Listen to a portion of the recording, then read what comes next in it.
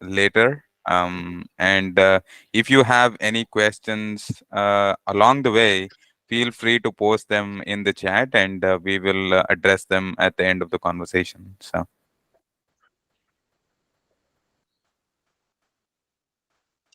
Let me also keep an eye on my email because I had to change the meeting location at the last minute. So, okay. to make sure that people can find it.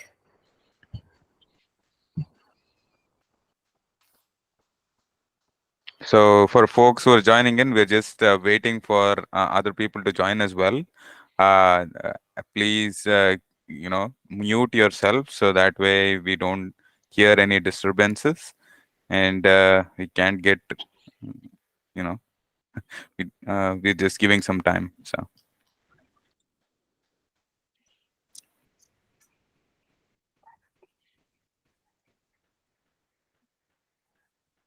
Is there a way to put us in like spotlight mode in Google? I think you can. There's a setting. If you go to the more options menu at the bottom, it says change layout. Change layout, and I think there you can go to spotlight mode. Oh, I see. Thank you. I'll spotlight see it. Yeah, no worries. I wonder how auto works. I think you'll need to know the Google algorithm for that.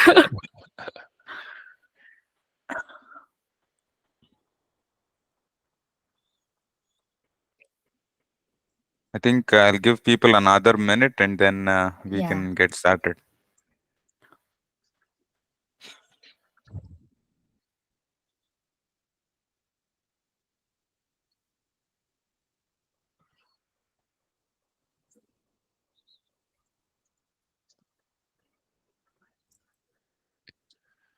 I wonder if there's a way to play some background music as well while people wait. It's funny you say that because Spotify introduced huddles. I don't know if you've used that feature. It's their audio conferencing feature. And if you are the only one waiting in a huddle and waiting for others to join, after a few seconds, it starts to play this elevator music, which the first time it happened to me when the feature was brand new, I searched for 15 minutes. I was like, which of my 5,000 tabs that are open is playing this random music in the background? And how the hell do I get rid of it? Until I finally realized that it was coming from Slack. Interesting. Yeah, so I think we can get started. Hey, folks, welcome again to this session of uh, presenting to executives and how do you go about it. So I want to welcome our host panelists. We have Balaji, Nancy, Rohan, and myself, Sanjay. Just as a quick icebreaker, uh, one thing that I have noticed is people find it hard to pronounce people's names. So I wanted each of the panelists to give themselves an intro on how they pronounce their names. So who wants to go first? I can skip, right? Because I have a very normal American name. Okay. So yeah, we are skipping Maybe, Nancy. maybe Yeah, I could try to pronounce your names and then you can educate me on the sure. correct. Why not? Okay. Okay. Hi. Hello, Sanjay. Well, I think Sanjay is not the right way you would go about pronouncing the name, Tell but me. Sanjay. Yeah, so it is the pronunciation and the emphasis is on the first syllable usually. So it is Sanjay, and so it is Sanjay Subba Rao. Sanjay. Wait, sorry. Sanjay. So Sanjay. Sanjay. just think of it like the sun, right? S-U-N, sun. Oh, okay. Sanjay. Sanjay. Yeah. Not Okay. Sanjay. No, not Okay. Sanjay. Okay. Okay, got it. Thanks, Sanjay. All right. Was that good? Was that better? It was a little better, but I think it takes practice. It takes practice. Okay. Sanjay. Sanjay. Yep. Sanjay. Okay. You want to pronounce? Okay, go ahead. Balaji. It's actually pronounced Balaji. You're 0 for 2, Balaji. Nancy. Balaji, not Yep, Balaji. not Balaji. Nice to meet you, Nice to meet you Balaji. too, Nancy. Is that slightly is that slightly That's a lot better? better. Okay, thank you so much. I mean, if my if pronouncing my first name is difficult, pronouncing my last name is going to be absolutely hard. So we'll skip Okay. that part.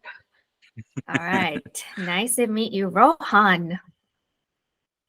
I'll take that. I'll take that. I think that's a win for you, Nancy. Is You get half a point there. Yeah, I've had variations from Rohan to Rohan with a J. If I'm down towards the Spanish side of things, or towards the Mexican border, but it's Rohan. For me, it's. I think a good reference for folks is Lord of the Rings. I think folks here would have either read the books or watched the movies. And no, my parents did not read Tolkien before I was born. So this is the inspiration came from somewhere else. Thank you so All much right. for educating me. Pronunciation All is right. very important because name is what we identify as. So thank Totally. you. Yeah. Uh, just wa- I just wanted to highlight that sometimes we sort of let people call us some names, and we are code switching uh, at times, and it is a bit of a challenge for me, and I'm assuming for a lot of other folks as well. So For sure. Yeah. I wonder how we do if we go into our executive presentation and the person we are presenting to pronounces us or pronounces our name wrong, and how would we handle that if we are meeting them for the first time? But maybe that's a good cue for us to kick this party off. yeah. That being said, uh, the first sort of question that I usually get is that people work hard, but they don't know how to showcase themselves. So Nancy, would you like to kick us off in how would you sort of go about defining the problem? Yes, yes. You can see this square on my shoulder. Okay, right? Yes. Okay, cool. I was thinking about this topic and I wanted to take a step back and just reflect. Why is this such a frequently asked question? Why do people want to know how to effectively present in front of executives? Well, like everything we do in life, when we're working toward a new goal, when there's a new milestone that we're trying to achieve, I claim most of the work is mindset work. And the tactical work is actually easier to do than mindset. This is my claim, at least. So I claim 60% of the work is mindset and 40% is tactic. And with mindset, what does mindset mean? It means what is our perspective? What is our value? What do we believe in? And what are we conditioned to believe? That is what mindset means. And when we're looking at mindset, the first thing we should look at is what is the underlying need behind this question and behind this desire to present well in front of executive team. Well, that underlying need is I believe that I work really hard and I feel that I want and I deserve recognition. But what does recognition look like? What does recognition even mean? Why do I want that? Well, let's look at what recognition is. It could be new opportunities are given to us. It could be new scope that is added to our plate. It's praises coming from the leadership team. It's good performance reviews. It's promotions and raises. But why do we want these things? It's because this is what we're taught. This is how we're conditioned growing up in school, in society, in our culture. Recognition is what we should go after. And therefore, we are all wired this way. This is why we're all trying to go after this quote unquote thing called recognition. So, with that viewpoint in mind, now we have a common pain point because everyone is trying to go after recognition. And that common pain point is doing a good job doesn't mean that we're going to get the recognition we want. It is not one-to-one. But that's also very different from how we were educated. In school, if we do a good job, we're going to get a good grade. And then we're going to get A's on our report card. But when we start working, that tactic doesn't work anymore. Just doing a good job does not guarantee that we're going to get recognition. And that's why it is painful for maybe all of us who are working today. And we think the solution could be, let's present well in front of executives team, and that is going to give us the recognition that we want. I'm This sorry is the for solution. interjecting, but I'm like particularly interested to hear your take on this, Nancy, because I know you've spent a bunch of time at Facebook and other places like Roku, and I know that often that those kind of places are like the gold standard for product work, especially. So really excited to hear more details on this. And I also realized that I don't think you sort of introduced your product background Oh, I'm so sorry. through the folks here. So yeah, bear with us, folks, as we get familiar with the format. Yeah, let me introduce it. I was just thinking, I'm just talking to my friends. Yeah, my name is Nancy. I am a PM coach. I have been in product management for over 10 years. And before product, I was in engineering. And I've also held leadership positions when I was at Facebook and most recently at Roku. And this topic actually came about in some of the conversations I was having just with friends. And I thought this is a very great topic, and let me invite the other experts on the Korea platform to do this together so we could look at this topic and have a great discussion. So let me go back. Where was I? Okay. So we feel that the executive presentation can get us that recognition, but executive presentation isn't the only factor that goes into recognition. We know that, right? We know that how managers advocate for us, how our peers perceive you, can all go into whether we get that recognition that we want.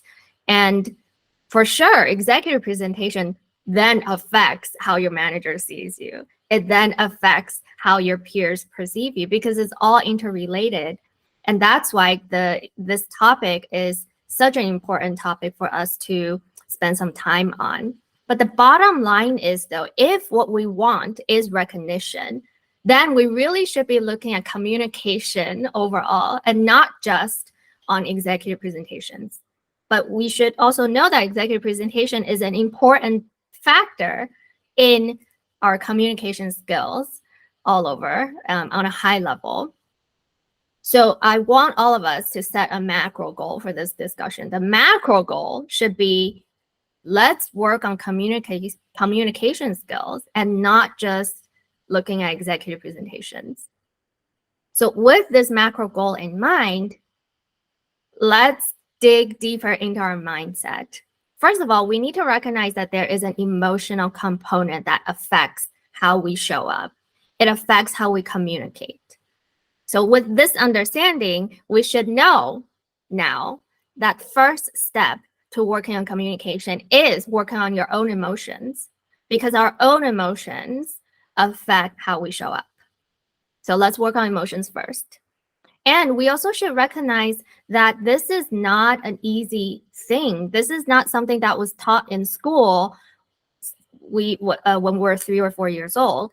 My daughter right now, she started learning math and science and chemistry when she was 3. So imagine if we started learning about effective communication skills at the age of 3, we would be so much better at it today. Right, so now that we know that we're kind of playing catch up compared to all the other subjects that we learned in school, this is a new subject, relatively new subject for all of us. And with anything new, we can learn it. And when we're learning a new skill, what do we need to do? We need to practice and practice and practice, right? That is how we get better at anything that is new. And now that we have now that we understand this mindset, let's start talking about tactics. And with every problem that we want to solve, we should always apply product thinking principles. And what does that mean? In product thinking principles, We always think about the audience or thinking about the users. Who are they? What do they want? What are their pain points? What are their needs? So let's look at the executive persona.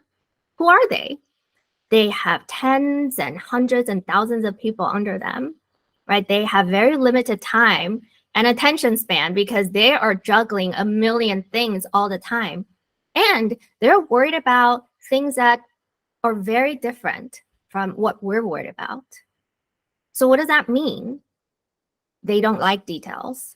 They likely don't care about our execution plans. They care about impact at the org level or at the company level. So let's first observe what the executives are working on. What do they care about? What stresses are they under? Right? Let's first understand our audience better. And if they know that we're worried about the same things as them, they'll give us bonus points because that doesn't happen very frequently. Like I said, they're worried about things that are very different from us. So if they know that we're worried about the same things as them, that's how we get the brownie points. And if they don't care about what we care about, let's tell them why they should care, right? Let's also help them help us by understanding them a little bit better. So now let's talk about some of the tactical tips. With anything that is important, just like preparing for the SATs, we should practice and over prepare because this is an important milestone. This is like taking the SATs. We should over prepare. But a lot of us are so busy with our jobs that we don't really have time to over prepare for executive presentations. So let's ask our team to help us because doing well in an executive presentation helps not just the presenter, but also helps the entire team. So let's delegate work to other people while the presenter preps. So now I'm going to pass it back to Sanjay and Rohan and Balaji to walk us through some of the other very important things that we could do to do better in our next executive presentation. Yeah. Thank you, Nancy. That was very insightful. So, just to recap, you talked about tactics, you talked about mindset, you talked about understanding what the executives want and what they don't have time to think about. So, it is very interesting to hear that. Now that we've heard in terms of defining the problem, I want to hand this over to Rohan and Balaji to talk about how do you come up with solutions for this problem. So, who wants to go first, guys? I can take a stab at it. And yeah, that was awesome, Nancy. I think it took me forever to kind of shift my focus and think about who I'm presenting to and just put myself in the shoes of my director or GM or VP and say, does this person even have, like, why are they trying to cram everything into a half an hour meeting? Why is it that they're reaching for a certain type of question set whereas I have something completely different prepared? It took a long time for me to get to that conclusion, so I think sharing that here, that was super helpful. Thanks for doing that. So before I sort of start talking about the solution as Sanjay sort of framed it, a quick background about who I am and why am I here speaking about this topic, right? So I have about 15 years in product, 15 years experience in product. I've worked on everything from B2B to B2C to hardware to software, startups to medium-sized to large-sized companies. Most recently, I've been at Amazon, where notably I've been working on I had been working on Amazon Luna, their cloud gaming platform. And from a presentation perspective, um, I have presented to boards, various kinds of leaders, and folks who are leading teams as well. And I think, one thing is clear, that there is certainly value to these things, and that's why I love Nancy's framing. Right, it's not just another presentation, it's not just another meeting.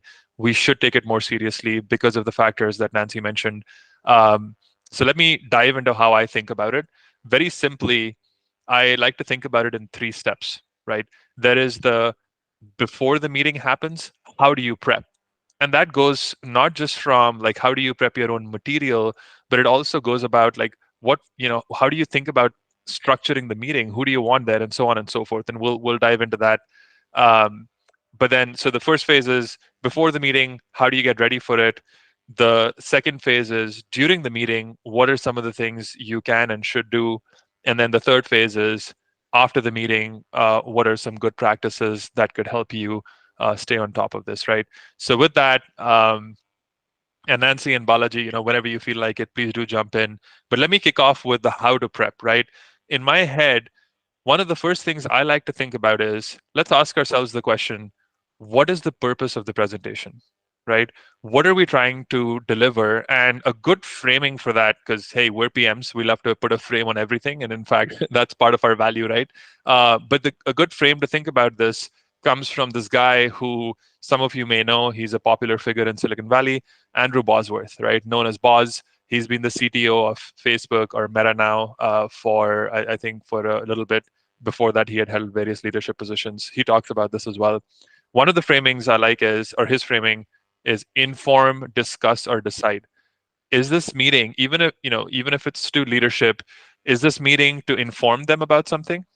Is it to discuss a topic and just sort of solicit generic feedback? Or is it to make a critical decision and close on it, like a go no go kind of a decision? And think, you're the owner of the meeting. You're the one who is driving that particular agenda. You need to have clarity in your mind as to which one of those three formats. And that's just one way to think about it. I'm sure there are many other frames, but that's one of the ways to think about defining the purpose of your meeting for yourself, but also for the people who are going to be on the receiving end of this, right? So that's kind of the first thing I think about. The next thing that I like to think about is format, right? Ro- Yeah, Rohan, I had a quick question there. Like, so you said something around, pre-meeting, right? In terms of timelines, what has been your experience? Like, how long have you taken to sort of prepare for a meeting, or just so that people get an idea, because right, sometimes people don't know like how much right. time people use to prepare for such meetings. I think look, it depends on what you're trying to achieve, but I can give you sort of the two extremes of it, right? I have had meetings where I have had only a few days to prepare for a meeting to an executive. I have never presented to an executive on the same day or the next day. That that's just not enough time to sort of, you know, prepare. And also, guess what? In a bigger organization, you may be able to get away with that in a small startup because everyone's flexible and everyone's trying to work together. But when you look at the scale of the Amazons of the world, you're just not going to get time on the executive's calendar. You'll have to book time just 2-3 weeks ahead of time just to even get that slot in, right? So that automatically gives you the time to prepare. Um, Another quick story I'd like to share is when I first joined Amazon. For those of you who may not know, Amazon is a very writing heavy culture. Balaji definitely knows. I'm giving a little bit of a spoiler about his background. And one of the favorite document formats for product people is PR FAQs, so press release and frequently asked questions. And if you're writing it for a big enough topic, this thing could end up being 6 pages plus few pages of appendix material, right? So there's a lot of writing to be done, and it's not just the quantity, right? You have to really think through exactly how you're going to execute and implement on the idea. And at a time when nobody else has that kind of clarity, right? You're in the ideation phase. Most people don't know what this thing is, let alone how to build it, but you have to be the person driving that clarity and bringing it in. So the story goes, I joined the team. I feel like I had a good 12, 13 years of professional experience under my belt at the time. I'm like, yep, I'm good, I got this, I'm confident. My manager was great, and he's like, hey Rohan, so you need to, one of the first deliverables is you need to present this PR FAQ to our director, our leadership team. When do you think you can do this by? And I'm like, well, I haven't written a lot of PR FAQs before this. This is new to me, but it's a document. It's not like I've never written before. How different can it be from a presentation? I think I'll be able to get it done next week if our director has time. And he's like, how about you schedule it for like 3 weeks from now? Like, yeah, that's way too much time, but sure, whatever, I can do that. And I started writing this thing, and I thought I did a fantastic job. And within like 3-4 days, I had a decent, in my mind at least, version of it. And I go back to my manager, who had been at Amazon for 7-8 years. By that point, he had taken the bar raiser course, which means he has taken this additional training on how to be a top-notch business writer, especially from an Amazon perspective. And he's like, okay, give me like half a day and I'll get back to you with my comments. And I felt like I was back in grade school.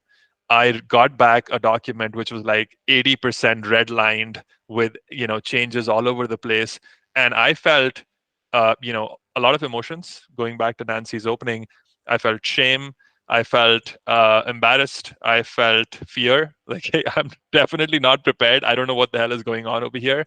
And my confidence kind of took a big hit. Ego, confidence, a combination of those two things. And then I started to dive into the feedback, and I'm like, oh my God, my concepts were probably all wrong. And turns out that most of the feedback was around like, dude, this is way too complicated. You got to dumb it down. You got to simplify it. Now, dumb it down has a bit of a negative connotation to it. The point was, the person, in this case, our director, who's going to read this, has 20 minutes to read it and wants to do a half an hour discussion around it. Reading 26 pages in 20 minutes means that things have to be written in a very simple, direct, and easy to understand way. And that's just sort of one flavor of what preparation could look like. But long story short, it took me, I think, all of 3 weeks, and I needed like every last minute to get that to a place where not only was the writing easy to understand. In fact, the test was I had to read it to my wife, or get her to read it, who had zero context on the topic. And if she could understand 80% of it or 90% of it, I was in a good place. Right. So that's the kind of like, that was just the writing part of it. That wasn't even the meeting prep in terms of like, hey, at a high level, what do I want out of this meeting, and so on and so forth. So that was a little bit of a sort of monologue, and I apologize for that. But hopefully this gives folks a flavor of the kind of prep that needs to go into these kinds of things. I love that story. What would happen if, let's say, if you were reporting to a newer manager who hasn't been at Amazon that long? What do you think would have happened?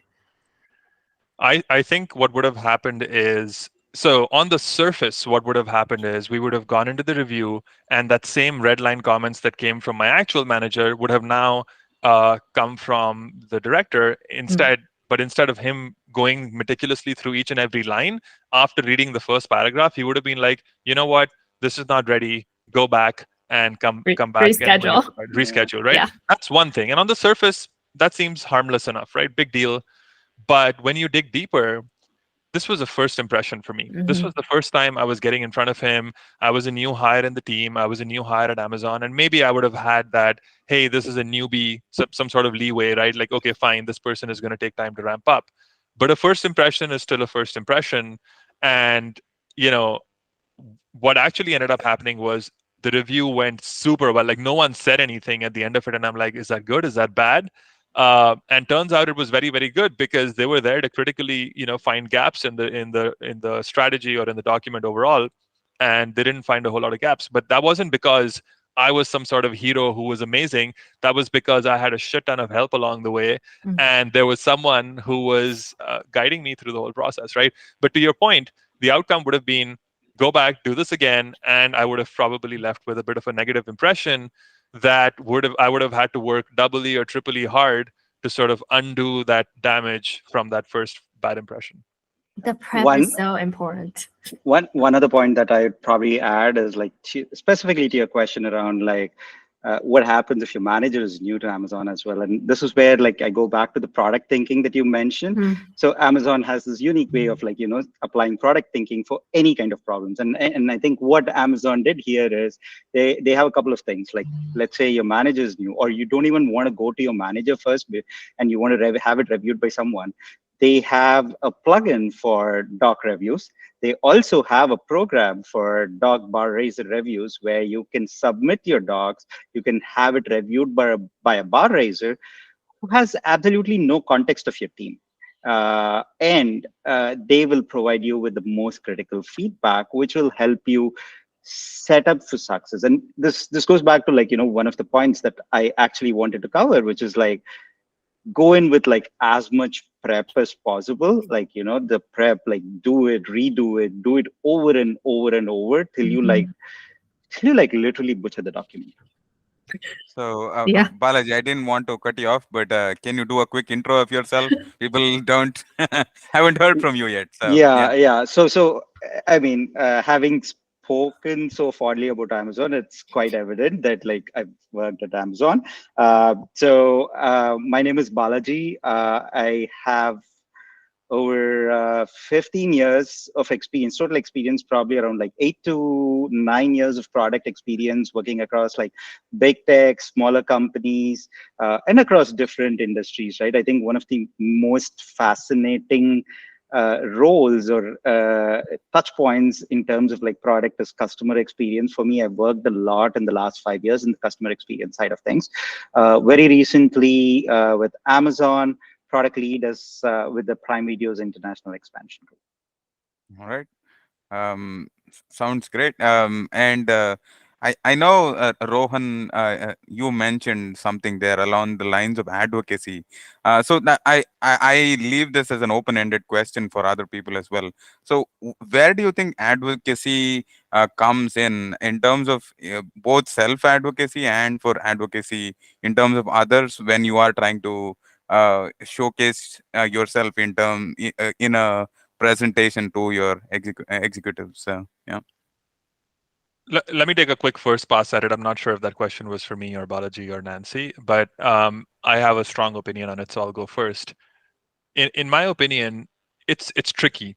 It's one of those things that you can't directly reach for and say, hey, go vouch for me. Like imagine if I came to you, Sanjay, and I said, hey, man, I'm awesome. I'm great. Can you make sure that the next time there is a chance to write a review for me, make it positive? And when you're going to put in a good word or when you're just having a water cooler conversation with our leaders, please go and say that, hey, Rohan's actually pretty awesome. That's almost never going to happen, never going to work, right? Maybe it does in some scenarios, but mostly it won't. And so, what is the other thing that typically works? And this is not the only other way, right? But in my experience, you have to kind of walk the walk, right, and talk, not just talk the talk. You have to go and prove um, to your partners, in that earn trust way. You have to go and earn their trust. And how do you do that? You put in the work. But that's not enough, right? You going off into a corner and working your butt off day in and day out and burning the midnight oil and getting everything ready to an amazing place is not enough, because guess what, everybody else is doing the same thing. Even Mm-hmm, people who have your interests at heart, even your teammates who actually like you as a person, mm-hmm, probably they are doing the same thing. So they don't have the bandwidth to go and absorb the beautiful halo of your amazing work that you've done. So how do you then get around that? And this goes back into the before the meeting, the preparation part of it. mm-hmm, Do pre-alignments, right? mm-hmm, Book time ahead of time respectfully. Make sure you get on their calendars, and hopefully don't leave it until like the week before the meeting. mm-hmm, Throughout, broadcast your work, right, in the mm-hmm, build up, because at some point when you start working on a new project, eventually it'll culminate in some sort of a leadership review of some sort, right? And mm-hmm, so along the journey, keep informing people so that they're not completely caught off guard, like what are you inviting me for, what is this thing you're working on? And then mm-hmm, when the actual meeting time comes, well in advance, ideally like 2 weeks in advance, start getting on their calendars. And I typically for a huge meeting would have maybe 3 pre-alignment meetings mm-hmm, where if there is a group of people, and that's another thing, I don't mm-hmm, love to have like 15 people in the room, right? If I mm-hmm, can select the 5, 7, 3, 4, 6 most critical people that are needed to make a decision or get whatever purpose I want, get those mm-hmm, people in the room. But even mm-hmm, before that, get on their calendars, do pre-alignment meetings, and that's when mm-hmm, you show your worth. That's when you mm-hmm, actually show how prepared you are. That's when you mm-hmm, show how respectful you are to things like debating with them, listening to mm-hmm, their viewpoints as well. Because mm-hmm. you don't want to just call experts into a room and just talk at them, right? You want to take that input and actually Definitely. think about it and absorb it. So I'll take a pause there, but Yeah. that's sort of how I think about advocacy. And then if you put in the work, uh, your name will likely get out there. Yeah. Sure. I have a slightly different take on that. I see advocacy in two ways, right? Like one, you need a you need someone to advocate for you, and Mm-hmm, then there's like the first and foremost thing is like you need to advocate for yourself, mm-hmm, which goes back to like one of Nancy's point, right? Like if you do your job, it's not going to get you the recognition as much. Like we've always heard in our jobs, we've always heard people tell that, like, if you want to get promoted to the next level, you Mm-hmm. should be operating at least 50% already in that next level to be promoted to that next level. Mm-hmm. The same thing goes with this as well, right? Like, if you want to, uh, if you want someone to advocate for yourself, you need to advocate for yourself first. You need to, like, be loud, be very, like, exuberant, like, showcase yourself, like, this is what I've done, this is what I've achieved, so on and so forth, Mm-hmm. to, like, have someone actually advocate for yourself. And Mm-hmm. a note there is, like, be very humble, but at the same Mm-hmm. time also, like, showcase yourself. Mm-hmm. It's a very tactful way of doing that. Like, people can ask, like, if I have to, like, boast about myself, or if I have to, like, showcase myself, how can I be very humble? Like, Right. when I say humble, like, be humble in terms of, like, receiving feedback, be humble in Mm-hmm. terms of, like, um, gaining alignment from others, be humble in Mm-hmm. terms of, like, incorporating those feedback, and also be humble in terms of, like, pushing back when it is needed. Like, if Mm-hmm. you disagree with someone's point of view, push Mm-hmm. back, but with a valid reason. So Mm-hmm. this is how I think about, like, advocacy, like, Mm-hmm. advocating for yourself and having someone advocate for yourself. Because if you, as Rowan pointed out, right, like, you have those pre-alignment meetings. The whole point of Mm-hmm. those pre-alignment meetings is to have someone on your side Mm-hmm. advocating for yourself, so that when you walk into that executive presentation, they Mm-hmm. have your back. It can be your manager, it can be your peer, it can be even your director, Mm-hmm. but they will have your back when you go into that meeting. I want to add for advocacy, right? And this is so basic, but let's not underestimate. It is all based on competency. Mm-hmm. And in an environment where everyone is an A player, what does Mm-hmm. competency mean? Competency doesn't just mean you're going to do a good job because everyone is doing a good job. Right. So you almost need to always like beat yourself Mm-hmm. in terms of competency. Now we're not just talking about basic competency. Now we're talking about like up leveling our competency every single time. Mm-hmm. Then we put the advocacy on top of that. Mm-hmm. And then like recognition will kind of come more organically. Interesting. Uh, yeah, I mean it's been great. Topic and a lot of good insights coming through. One thing that I sort of struggle with is anticipation, right? How do you anticipate some of the questions that you're gonna get, or some of the things that you can work towards in terms of outcomes? How do you go about deciding that? And anyone can feel free to take a stab at it. So. Yeah, I can go with this, and I think Rohan sort of touched on this with, like, the pre-alignment meetings, right? Like, I think the first thing we need to remind ourselves with anticipation is that, like, am I explaining this concisely and succinctly enough for the leaders or for the executives? Because most of the times, like, the questions, or, like, the outcomes of the meeting are a byproduct of, like, how well documented your presentations are, how concise and brief it is, and how to the point it is.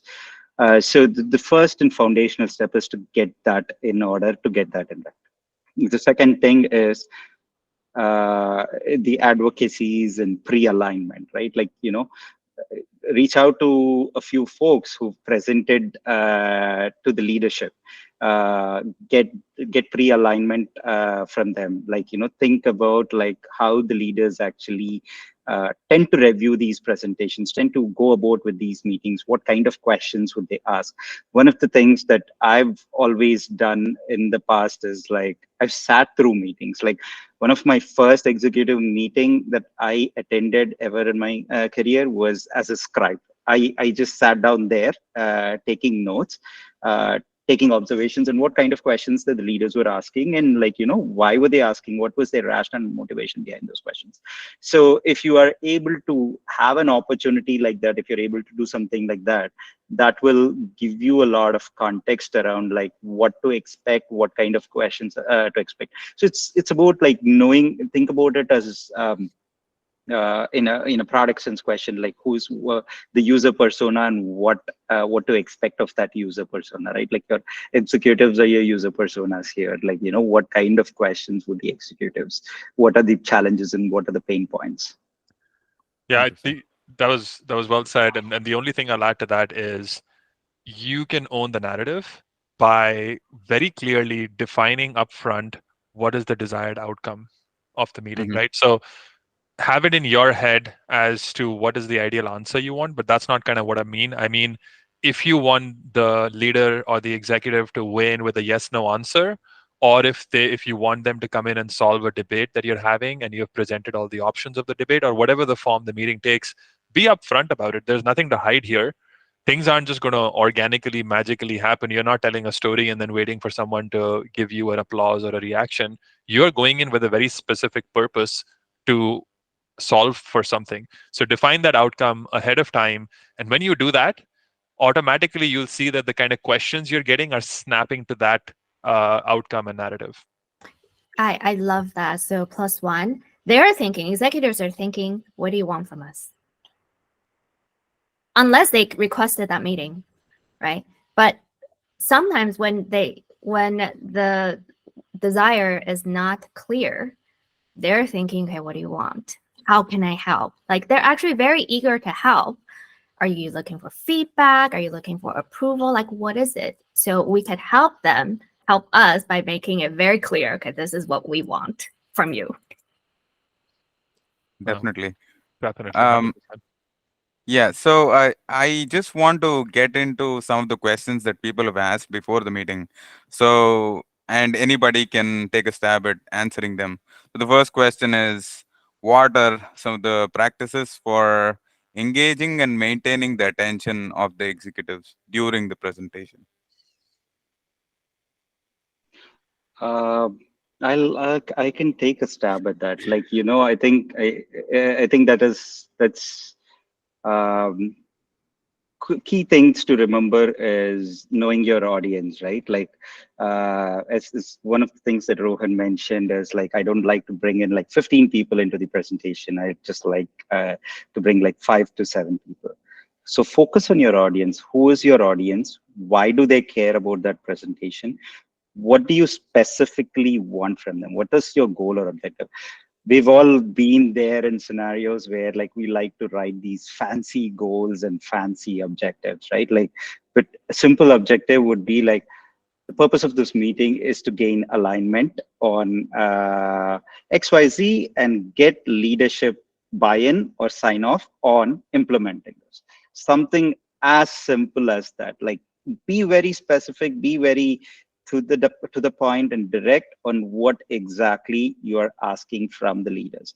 You start off with that. You start off something with that, right?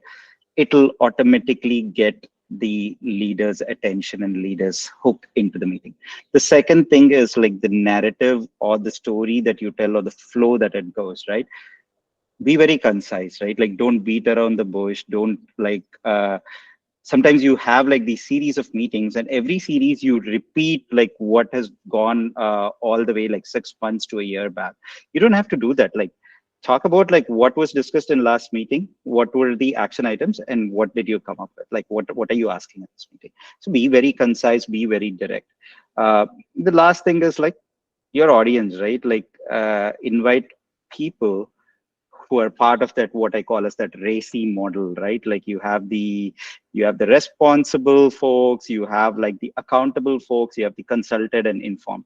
Like, you want the responsible folks, you want the accountable folks, and then I think the informed folks and consulted folks, you can keep them at the bottom of the list.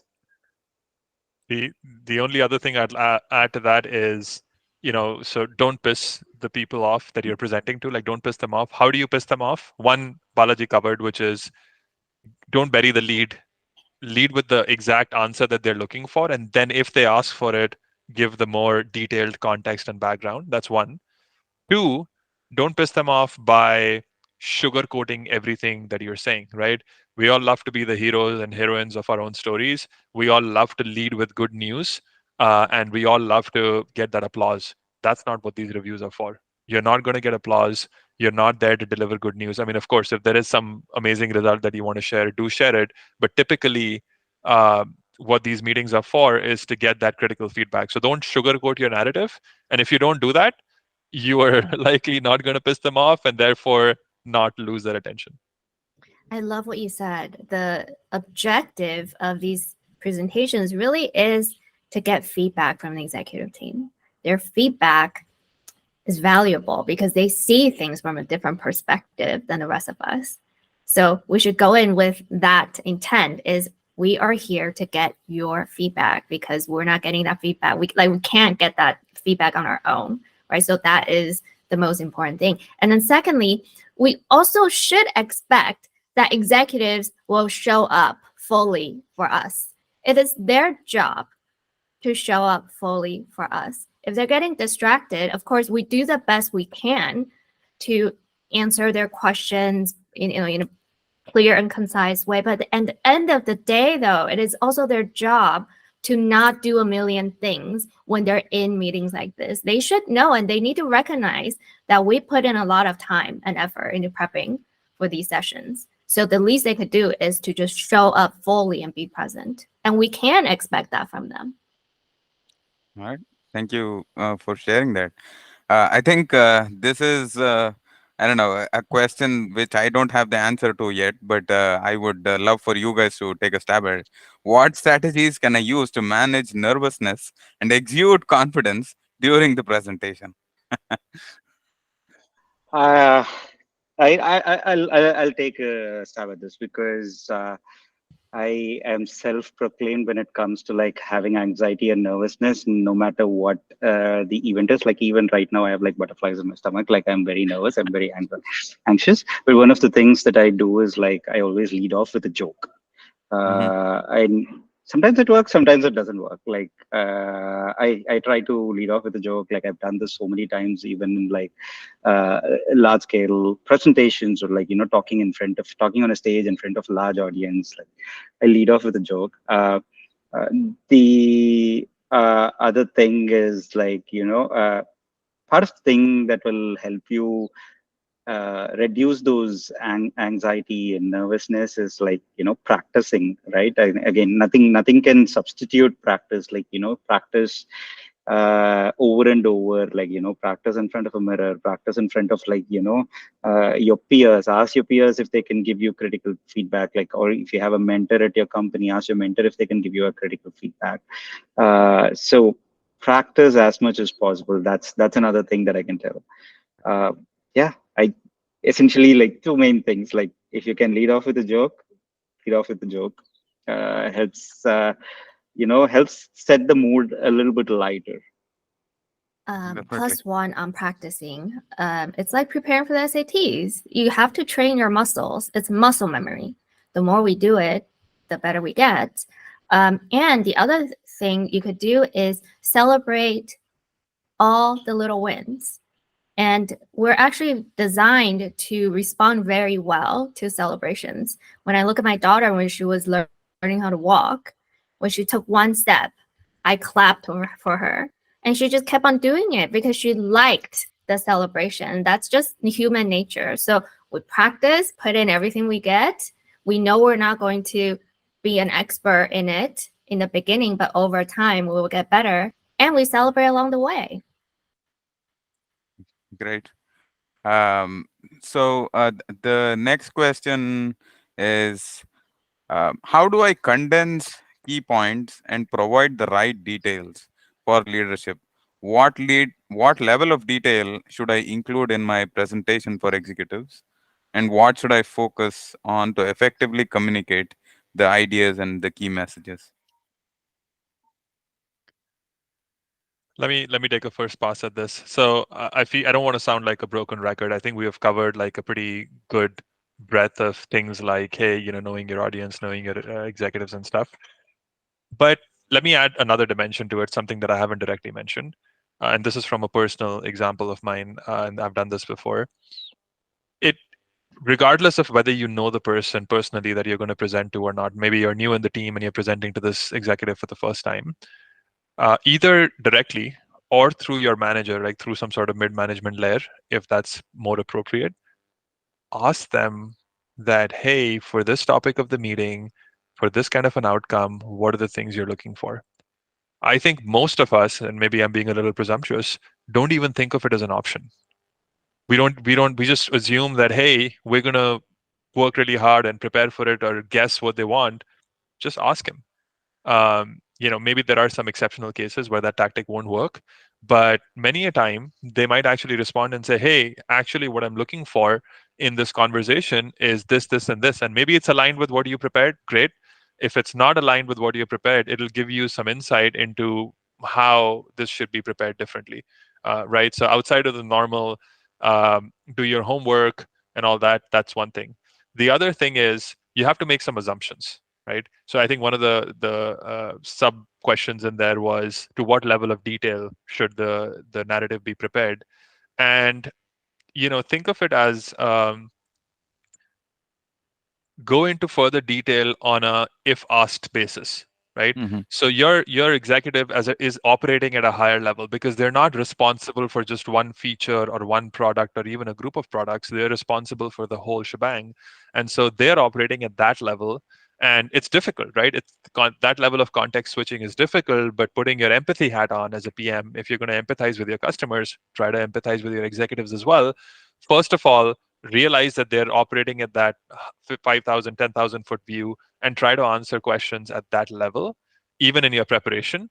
And then be armed with the details so that if they do follow up and say, okay, great, I know this at a high level, but what about that one level deeper? Or what about that 2 or 3 or 5, right? Some executives can be very hands on and they want to go down to that level of like, hey, I heard there was this one bug on this one thing. What is the status of that bug? Maybe they want to go down that deep, but you're expected to know that, right? Like you should be prepared enough to own that level of detail, but only provide that level of detail if asked. I'll add another dimension to this. So when we're practicing and rehearsing, we should be smart in how we practice. So when we're trying to figure out, okay, what level of detail should we provide? Let's first get that clear in our head.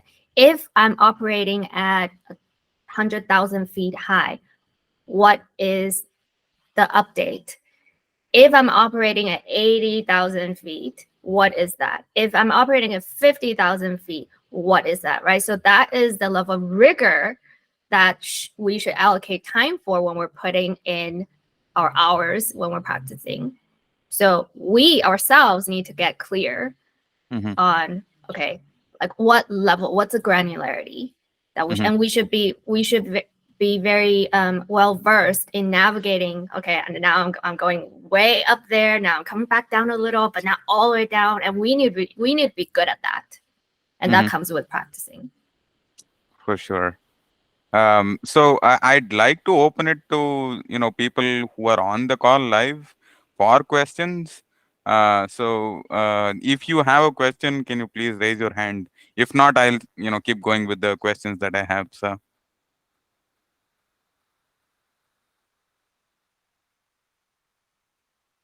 okay, Or you can just unmute yourself and come in and talk. yeah,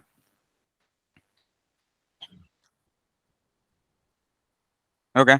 I'll just keep going then. How I think sometimes it's a struggle, right? To understand getting buy-in from some of the executives, and I know we've talked about planning and figuring out and anticipating, but from a buy-in standpoint, or when it's pretty early phases, can you guys talk about like your own experiences in terms of getting buy-in and how you sort of went about doing that? Anybody have any personal stories that they want to share? It all goes Uh, back to, again, understanding what they care about. If Mhm. we know what they care about, we can sell them a solution. Mhm. But if we don't know what they care about, we were selling to the blind. We're selling blindly, and that is never a good sales strategy. And taking what Nancy said one step further, how do you find out what they care about? A lot of this is documented often in organizations. You may not be privy to it, or you may not be aware of it, or you may not care about it initially. But if you go Mhm. looking for it, it's documented in things like strategy docs, vision docs, goals that are set at an org level. And it won't take up that much more of your time to say that at their level, what have they signed up to deliver on, right? Maybe it's a Mhm. KPI that needs to be moved from X to Y. Maybe it's building and delivering some product, and Mhm. understand the why behind it. How is it impacting the business? Because again, as product folks, yes, our main job is to build the product, but we cannot distance and divorce ourselves from how the business is actually running, right? The customer experience and them getting value is one piece of it, but the business also has to make money. And Mhm. so looking at that full picture and then understanding what is it that motivates these executives, that's all I wanted to add, is that's how you find out. Love that. Yeah, Plus one. plus one to Rowan's point. I can perhaps share a small example that would allude to that. Like we at Amazon, my first team when I was working on this robotics product, uh, I was part of the customer experience team, but I used to work very closely with the business team who was building that robotics product. And so this goes back to like, what our ask is. Our ask was like, we wanted the business team to fund the customer support or fund the customer experience team uh, for all the customer support activities that we were building for their product. Now, we were asking for like close to $1 million of funding, like, funding specifically for like, uh, I think 100 to 200 concierge agents. Now you could think about like, why would the business has already spent so much money in building a product? Why would the business care about like spending an extra $1 million to fund a customer support team, which is bottom of the chain? But you'll have to like go back and help them see the bigger picture. The bigger picture is they care about receiving like 4.5 stars or 4.8 stars. That was one of their success metrics in like, when they launched this product, they wanted that kind of a rating or review. And in order for that, we wanted to be, and this was a heavy price point product, we wanted to provide a concierge support where they get like specifically a dedicated customer support agent working on the issue, because we believe that that would greatly enhance the customer experience. So it goes back to the point on like, understanding the why and tying it to like, what you're asking. Um, I have one more question, and I don't know if you guys have more time beyond 1 o'clock, but I'll try to keep it short. So I'll make it into a two-part story then. So one question was, how much of your presentations are visual, and how much sort of weightage do you put into the visuals itself? And the last part of the question is, if you want a few things that people want to take away from this presentation, what would they be? So it's a two-part question, and feel free to answer that. So I am actually very passionate about the first question.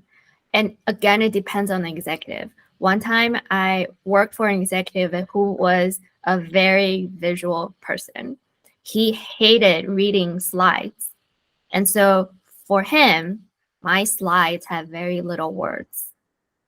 And I performed pretty well when I was working for that executive. It's again, it goes back to understanding how do they operate, and then you deliver the solution accordingly. Yeah, in my experience, you use what you need, right? I mentioned earlier, for example, Amazon is a very heavy writing culture, but even at Amazon, if a chart tells the story better, you add the chart in as well.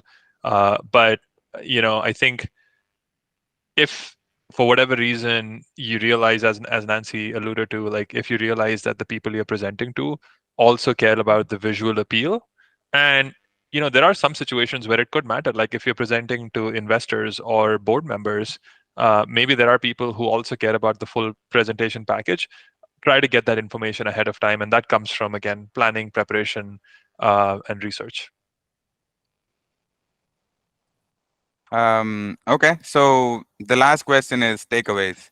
I know we touched up on a lot of aspect, tactics, mindset, anticipation, preparation, advocacy. So I want people to take away a few things, a few key things that you guys would want to highlight on. So who wants to take a stab I'll at it? go first, but I'll just say one thing.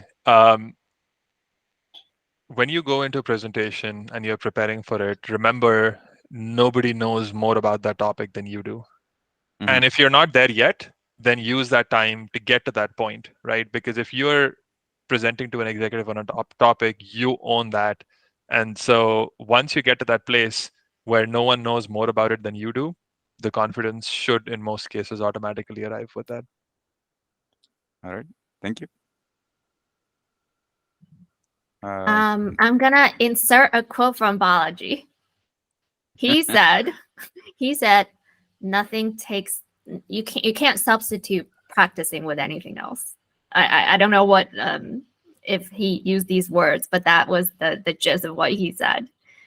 Can't overemphasize the need in practicing and prepping and the research that goes into one executive presentation.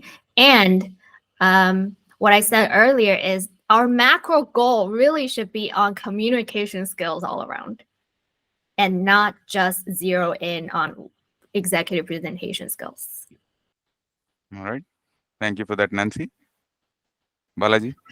Well, Nancy stole what I wanted to tell. So, uh, uh, gosh, this is on the spot. But like, so one thing that actually two takeaways, right? Like one is art of storytelling. That's very key to product management actually, but it's also key to like executive presentations. Like, what is the story that you're actually telling? What are you trying to get out of the story, right? Like, I mean, we've all been there. Like, we've learned stories from our parents, or if you have kids, like you tell stories to your kids. But there's a subtle thing that you want to learn from them. Like, hey, I'm telling you this story because I want you to, like, learn about empathy, learn about like compassion, something. So your story has to have that goal, what you're trying to tell. So that's one thing. The second thing I'd say is. Apart from don't like overcomplicate and overthink. Like, it's okay, like you've done your best, go into the meeting, but it's important to walk away with like valuable feedback, and important to like incorporate that feedback in the future presentations. If you're making the same mistakes over and over, then there's something fundamentally wrong. Like, you want to like incorporate the feedback that you get so that you get better with every presentation. All right. That's such an amazing point to end on. I absolutely love that, because I think I made the mistake in this conversation of like portraying this picture of like, hey, if you do all the preparation, you're going to go in as Thor and hit a home run in the presentation. But the reality of it is there will naturally be errors and mistakes. And I think what you said really summed it up beautifully. Love that. All right. Thank you all for coming in and devoting your time for the panelists and the people who joined us. And here is to looking for more such informative sessions, and let's see how we can make that happen. So, Yes. Thank you so much, Thank you, Sanjay, Sanjay. for Yeah, moderating. You're Yeah, so good at this. I yeah, know. thanks so much for moderating. Thanks, folks. Thank you, thanks. everyone. Thank you. Bye. Bye.